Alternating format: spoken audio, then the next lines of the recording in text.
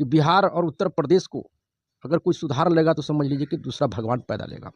कांग्रेस तो सिर्फ परिवारवाद पर ही पूरे परिवारवाद को आगे बढ़ाने। जो अभी का समय है, मौजूदा समय, और इसके बाद वाला जो आने वाला समय है, इस दौर में पटेल जी को उचित सम्मान दिलाया जा सकता है निश्चित तौर पर। अब हम बिहार की राजनीति पर चर्चा कर लें। अभी अभी झारखंड में चुनाव हुआ, महाराष्ट्र में चुनाव हुआ, और इधर जो अभी राजकुमार जो हैं बिहार में, वो एक योजना की बात की है। पुराने माई से उनका भरोसा उठ गया है, MY से, और नए MY की ओर चल दी हैं। और ये कहीं ना कहीं महाराष्ट्र का लाडली बहन योजना हो या झारखंड का मैया सम्मान योजना हो, वहाँ से प्रेरित लगता है। तो क्या 25 में नीतीश कुमार को रोक लेंगे? मुझे तो नहीं लगता। 2005 के पहले दौर क्या था, लोग दिन के उजाले में भी चलने से डरते थे। आप सबका स्वागत है। आप देखना शुरू कर चुके हैं ADR मीडिया, और आज हमारे मेहमान हैं BJP के वरिष्ठ नेता विनोद सिंह दांगी जी। हम इनसे बात करेंगे और जानेंगे आज के राजनीतिक परिदृश्य में जो देश दुनिया में हलचल चल रहा है, खास करके भारत में, और उसके बाद एकदम नज़दीक में बिहार में विधानसभा चुनाव होना है। इन सब मुद्दों पे एक एक कर हम बात करेंगे। तो सबसे पहले हम स्वागत करते हैं विनोद सिंह दांगी जी का। धन्यवाद। धन्यवाद सुजीत जी, नीले जी, आज आप लोगों ने मुझे इंटरव्यू के लिए समय दिया, इसके लिए आप लोग को बहुत बहुत धन्यवाद। सवाल सबसे पहले कि अभी आज़ादी का 75वां साल मनाया जा रहा है, और देश के संसद भवन में जो लोकतंत्र का मंदिर है, वहाँ संविधान पे चर्चा हो रही है। प्रधानमंत्री जी बहुत देर तक बोले, बाकी नेताओं, और आरोप प्रत्यारोप का दौर चल रहा है। तो इससे आप जो भी कंक्लूजन अभी तक आया, उस आधार पे आप क्या कहना चाहें? सबसे पहले तो आज़ादी के बाद से संसद में अगर संविधान पर जो बात हो रही है, संविधान पर चर्चा हो रही है, ये बहुत बड़ी बात है। क्योंकि यह देश का रीढ़ संविधान है, संविधान के आधार पर ही देश चल रहा है। और मुझे इस बात की खुशी है कि NDA सरकार संसद में संविधान पर चर्चा कर रही है, और मुझे उस दिन और खुशी होगी जब पूरे देश में हर एक नागरिक को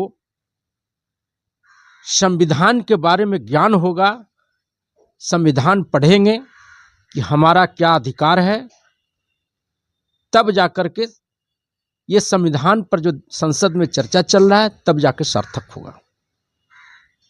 क्योंकि संविधान देश का आत्मा है। संविधान मुझे हर वो चीज दिया जो आज हम लोग स्वतंत्र रूप से इस देश में अपनी बात को रख सकते हैं, आज़ादी के साथ घूम सकते हैं, और देश में हम संविधान के तहत चुनाव भी लड़ सकते हैं। और लोकतंत्र में संविधान का इतना बड़ा महत्व है कि हम समझते हैं कि पूरी दुनिया में जो भारत का संविधान है वो सबसे महत्वपूर्ण है, और पूरे दुनिया में यहाँ का जो लोकतंत्र है, संविधान का जो संविधान है, पूरी दुनिया में सबसे अच्छा और सबसे सुचारू रूप से देश को चलाने के लिए संविधान। चर्चा के दौरान आज मोदी जी बोल रहे थे पिछले दिन कि कांग्रेस ने सरदार वल्लभ भाई पटेल को भुला दिया। आज पटेल जी की पुण्यतिथि है, तो क्या आपको सच में लगता है कि ऐसा हुआ, उनके साथ नाइंसाफी हुई? और जो चर्चा के केंद्र में रहे तो क्यों रहे, और क्या उनको अभी 75 साल बाद एक प्रतिष्ठित जो अपना संसद भवन है, वहाँ इस बात का चर्चा करना क्या आदर दिखाता है उनके प्रति? सबसे पहले बड़ी बात तो यह है कि सरदार भाई वल्लभ पटेल देश को एक सूत्र में बांधने वाले वो पहले व्यक्ति थे। और निश्चित तौर पर जब देश के प्रधानमंत्री की बात आई थी तो जितने भी राज्य थे, जितने भी रियासत थे, जितने भी भारत में राज्य थे, उसमें से लगभग 90% राज्य जो है वो सरदार भाई वल्लभ पटेल को समर्थन में थे कि देश का प्रधानमंत्री सरदार भाई वल्लभ भाई पटेल बने। लेकिन किसी कारणवश गांधी जी ने नेहरू को बना दिया। क्या कारण था मुझे तो पता नहीं है, लेकिन यह देश के लिए दुर्भाग्य हुआ कि सरदार वल्लभ भाई पटेल जैसे व्यक्ति को देश को प्रधानमंत्री नहीं बनाया गया। और नहीं बनाया गया तो बात की बात है, उसके बाद उनकी जो काबिलियत थी और उन्होंने जो देश के लिए दिया और जो उनको मिलना चाहिए था आज़ादी के बाद 75 साल तक, वह न कांग्रेस दे पाई और नहीं कुछ दिन विपक्षी दल की भी सरकार आई, वो भी सरदार भाई वल्लभ पटेल को जो सम्मान देना चाहिए वो सम्मान नहीं मिल पाया। आज अगर गुजरात में सरदार भाई वल्लभ पटेल का जो स्टैचू है पूरे देश में सबसे अगर ऊंचा बना है तो हमारा एनडीए का देन है। आज महत्वपूर्ण सरदार भाई वल्लभ पटेल के बारे में जो चर्चा चल रहा है तो एनडीए के लोग कर रहे हैं। कांग्रेस तो सिर्फ परिवारवाद पर ही पूरे देश को अपने आप को सीमित कर गई और सीमित रखा अपने परिवारवाद को आगे बढ़ाने। इसके कारण इस देश को एक काबिल आदमी, देश को चलाने वाला आदमी को यह कांग्रेस जो पार्टी थी वो भुला गई परिवारवाद के चलते। तो आपको क्या लगता है कि जो अभी का समय है, मौजूदा समय और इसके बाद वाला जो आने वाला समय है, इस दौर में पटेल जी को उचित सम्मान दिलाया जा सकता है? निश्चित तौर पर हम लोग, हमारी सरकार, एनडीए की सरकार, और बिहार में भी एनडीए की सरकार है और देश में भी एनडीए की सरकार है, हम लोग निश्चित तौर पर सरदार वल्लभ भाई पटेल को सम्मान देंगे और वो सम्मान को जो हक है उनको मिलेगा, ये मेरा मानना है। अब हम बिहार की राजनीति पर चर्चा कर लें। अभी अभी झारखंड में चुनाव हुआ, महाराष्ट्र में चुनाव हुआ और इधर जो अभी राजकुमार जो हैं बिहार में, वो एक योजना की बात की है। पुराने माई से उनका भरोसा उठ गया है एम से और नए एम वाई की ओर चल दी हैं। और ये कहीं ना कहीं महाराष्ट्र का लाडली बहन योजना हो या झारखंड का मैया सम्मान योजना हो, वहाँ से प्रेरित लगता है। तो क्या 25 में नीतीश कुमार को रोक लेंगे? मुझे तो नहीं लगता है कि रोक लेंगे। और एम वाई समीकरण आज का नहीं है। जब लालू जी पार्टी बनाए थे राष्ट्रीय जनता दल, तब से एम वाई के समीकरण पर वो अपने आप को सीमित कर लिए थे। नतीजा हुआ कि अंततः वो खाली एम पर और वाई पर आ गए थे। उनको 90 के दशक में सारे समाज को लगभग सपोर्ट मिला था, लेकिन उसके बाद उन्होंने अपने आप को सीमित कर लिया एम वाई समीकरण की ओर।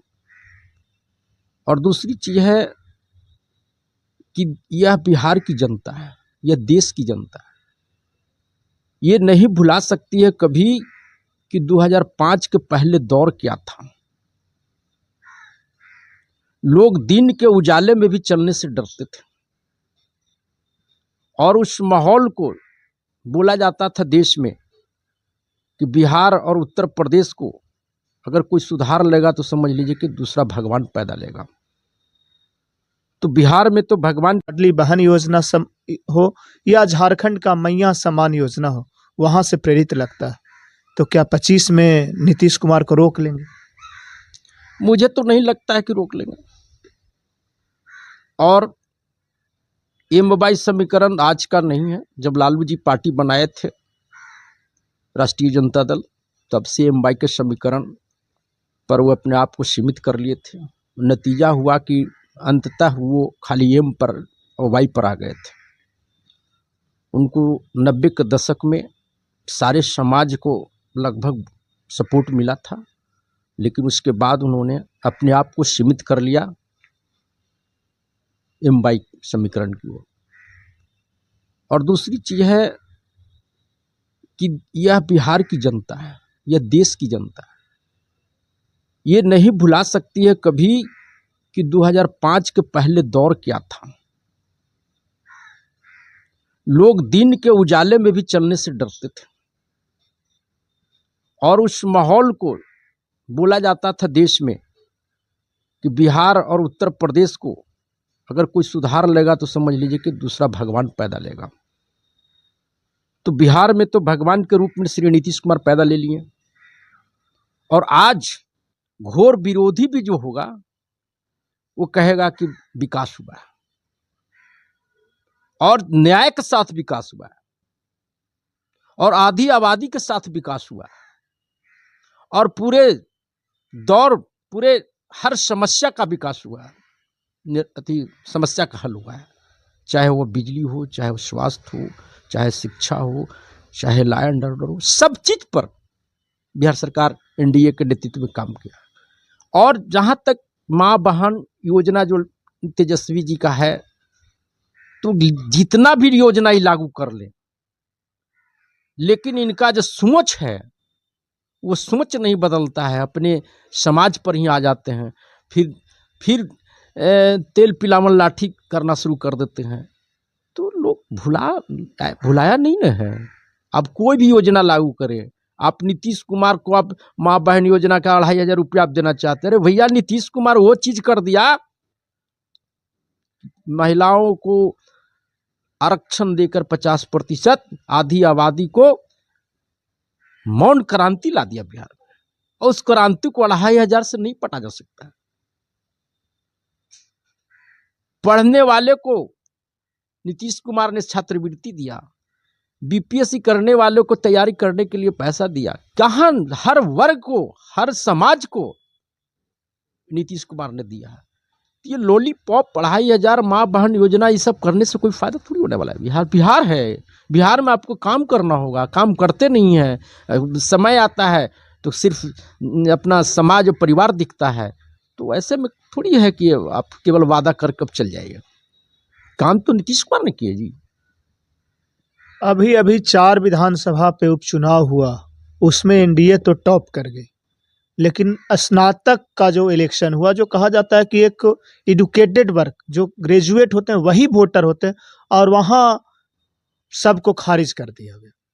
तो क्या लगता है ये नया देखिए, कुछ बदलाव? ये जो स्नातक का चुनाव हुआ तिरहुत जो है, तिरहुत का, वहां से पहले देवेश ठाकुर जी थे, जो सीतामढ़ी से सांसद बन गए। तो थोड़ा बहुत एनडीए का कोऑर्डिनेशन में भी कमी हुई है, जो आपसी कोऑर्डिनेशन था वो सही नहीं हो पाया। और दूसरी चीज है कि जो ब्रजवासी था वो शिक्षक नेता थे, और के पाठक के समय में उनको बर्खास्त कर दिया गया था शिक्षक से। तो स्वाभाविक रूप से अगर लोकतंत्र के तहत कोई मांग करता है उसको आप बर्खास्त कर देंगे, तो जो वोटर है शिक्षक को, तो स्वाभाविक रूप से आप गुस्सा तो हो गए। तो अपने प्रतिनिधि के तौर पर शिक्षक ही शिक्षक को चुन लिया, है कौन से बड़ी, लोकतंत्र में तो होते रहता है, कोई बड़ी चीज नहीं है, हार जीत तो होते रहता है। लेकिन एक सिग्नल है हम लोगों के लिए काम करने का। अब शिक्षक लोग बहुत सतर्क हो गए हैं, तो हम लोग का भी जो भी उनकी समस्या है उस पर हम लोग को ध्यान दे रहे हैं, क्योंकि ऐसा है कि माननीय मुख्यमंत्री जी ने नियोजित शिक्षकों को राज्यकर्मी का दर्जा दे रहे हैं और मनचाहा स्वैच्छिक ट्रांसफर दिया, तो काम तो कर रहे हैं। और इस तरह से होते रहता है, लोकतंत्र में हमेशा होते रहता है। शिक्षक नेता थे, किसी कारणवश से बर्खास्त हुए, भाई बौखलाहट हुई शिक्षकों का नेता पर। जब इस बौखलाहट की बात कर रहे हैं तो हमको एक चीज़ याद आ रहा है, शायद आपको ध्यान में न हो, कि बिहार के हाई स्कूलों में और मिडिल स्कूलों में कई जगह आईटीसी लैब की स्थापना हुई थी। वो किसी एजेंसी के माध्यम से था, वहाँ भी बड़ी संख्या में कंप्यूटर शिक्षक कार्यरत थे, और चिट्ठी आ गई है कि उनको हटा दिया जाएगा। कहा जा रहा है कि जो एजेंसी काम ले रही थी उनको काम से हटा दिया गया, अब वो लोग बेरोजगार हो जाएंगे, या तो वो सड़क पे जाएंगे या फिर इसी तरह लोकतंत्र। नहीं, कंप्यूटर शिक्षक अलग से बहाली हो रही है, और हर हाई स्कूल में कंप्यूटर शिक्षक है। कहाँ को बोल दिया, वो एजेंसी कंप्यूटर से अप्लाई करेगा वो अलग चीज है, लेकिन कंप्यूटर टीचर हर हाई स्कूल में है। हाँ, वो है। हाँ। एक आईटीसी विशेष तरह से एक लैब वो स्थापित लैब स्थापित हुआ था, कोई खामियां पकड़ाया होगा, किसी तरह का लापरवाही बरता होगा, तो स्वाभाविक रूप से हटाया गया, वही कौन बड़ी बात है। अगर कोई गलत करेगा तो फंसेगा ही। ऐसा कोई बात नहीं। तो वही करें कि वो एजेंसी के थ्रू था और उसमें हाँ, कई लोग कार्यरत बहुत थे। तो ऐसे है, बेल्ट्रॉन के द्वारा बहुत सा लोग आया, बहुत सा लोग को हटाया गया, ऐसा थोड़ी है। बेल्ट्रॉन के माध्यम से लोग आते हैं, बहुत सा एजेंसी के लोग से आए, तो गड़बड़ पकड़ाया तो उसको तो जाना है। अब हम बात करते हैं गया के मुद्दे पे। हम देश से, दिल्ली से पटना लौट गए और पटना से गया लौटते हैं, और गया में भी एक विधानसभा सीट है गुरारू, गुरुआ। और गुरुआ से आपकी दावेदारी की बात की जा रही है। बार बार ये चर्चा में आता है कि आप प्रबल दावेदार हैं एनडीए से, तो कैसे देखते हैं?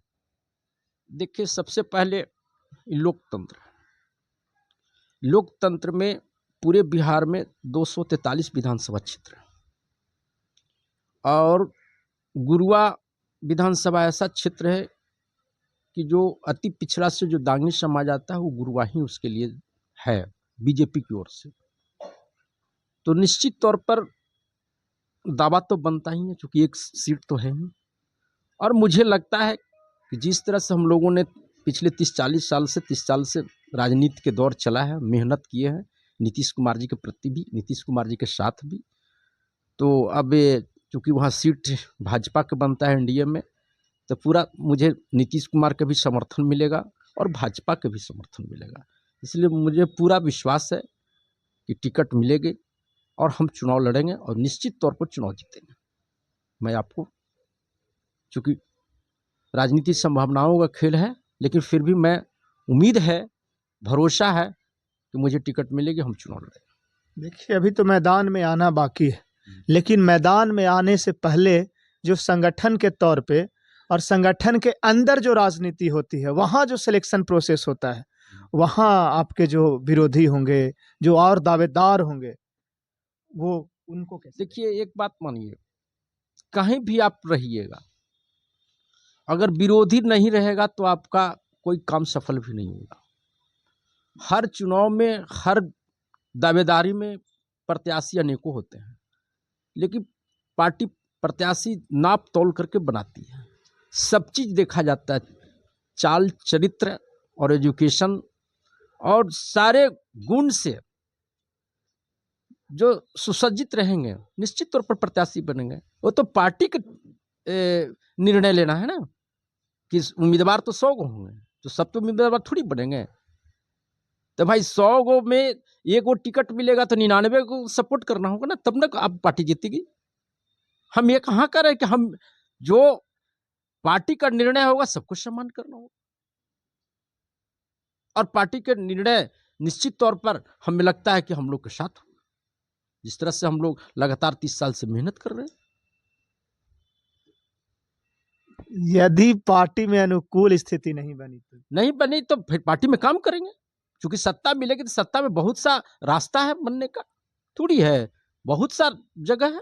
सत्ता मिल जाती है तो बहुत सी जगह है सत्ता में, ऐसा थोड़ी है। लेकिन हम एक सिपाही की तरह काम करेंगे। फिर एक और बात हमको लगता है, थोड़ा आपको हिम्मत इसलिए भी बढ़ गया है कि वर्तमान के जो विधायक हैं वहाँ के, वो एक छोटा सा चुनाव, पैक्स का चुनाव भी लड़ रहे थे और चुनाव हार गए, और वो बीजेपी के ही किसी नेता से हारे।